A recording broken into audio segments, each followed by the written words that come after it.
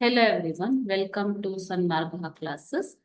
ಮುಂದಿನ ಪ್ರಶ್ನೆ, ಜೀವಗೋಳ ಎಂಬಂತಹ ಚಾಪ್ಟರ್ನಿಂದ ಆಮ್ಲ ಮಳೆಯ ಪ್ರಭಾವಕ್ಕೆ ಒಳಗಾಗಿರುವ ಪ್ರದೇಶಗಳು ಯಾವುವು ಅಂತ ಕೇಳ್ತಾ ಇದ್ದಾರೆ ಮಕ್ಕಳು. ಆಮ್ಲ ಮಳೆಯ ಪ್ರಭಾವಕ್ಕೆ ಒಳಗಾಗಿರುವ ಪ್ರದೇಶಗಳು ಯಾವುವು? ಆಮ್ಲ ಮಳೆ ಅಂತಂದ್ರೇನು? ಮಳೆಯ ನೀರಿನಲ್ಲಿ ಸಲ್ಫ್ಯೂರಿಕ್ ಆಸಿಡ್, ಸಲ್ಫ್ಯೂರಿಕ್ ಆಮ್ಲ,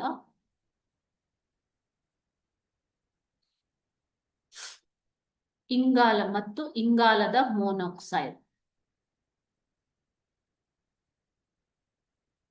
ಸೇರಿರುವುದನ್ನ ನಾವು ಆಮ್ಲ ಮಳೆ ಅಂತ ಕರಿತೀವಿ. ಓಕೆನಾ? ಸೊ ಮಳೆ ನೀರಿನಲ್ಲಿ ಸಲ್ಫ್ಯೂರಿಕ್ ಆಮ್ಲ ಮತ್ತು ಇಂಗಾಲದ ಮೊನಾಕ್ಸೈಡ್ ಮುಂತಾದವು ಹೆಚ್ಚಾಗಿ ಸೇರಿರುವುದನ್ನ ನಾವು ಆಮ್ಲ ಮಳೆ ಅಂತ ಹೇಳ್ತೀವಿ. ಇದು ಜೀವರಾಶಿಗಳಿಗಷ್ಟೇ ಅಲ್ಲದೆ ಜಲಚರಗಳಿಗೆ, ಕೃಷಿ ಉತ್ಪನ್ನಗಳಿಗೆ, ಕಟ್ಟಡಗಳಿಗೆ, ಸ್ಮಾರಕಗಳಿಗೆ ಹಾನಿಯನ್ನ ಉಂಟು ಮಾಡುತ್ತೆ. ಸೊ ಇದನ್ನ ಲೇಕ್ ಕಿಲ್ಲರ್ ಅಂತ ಕೂಡ ಕರೀತಾರೆ.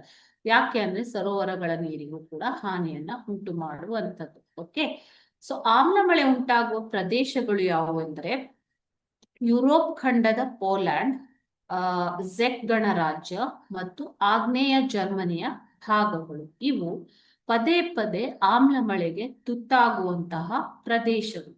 ಆದ್ದರಿಂದ ಇವುಗಳನ್ನ ಕಪ್ಪು ತ್ರಿಕೋನ ಅಂತ ಕೂಡ ಕರೀತಾರೆ. Black triangle. ಓಕೆ, ಕಪ್ಪು ತ್ರಿಕೋನ ಅಂತ ಕೂಡ ಕರೀತಾರೆ. ಓಕೆನಾ? Thank you.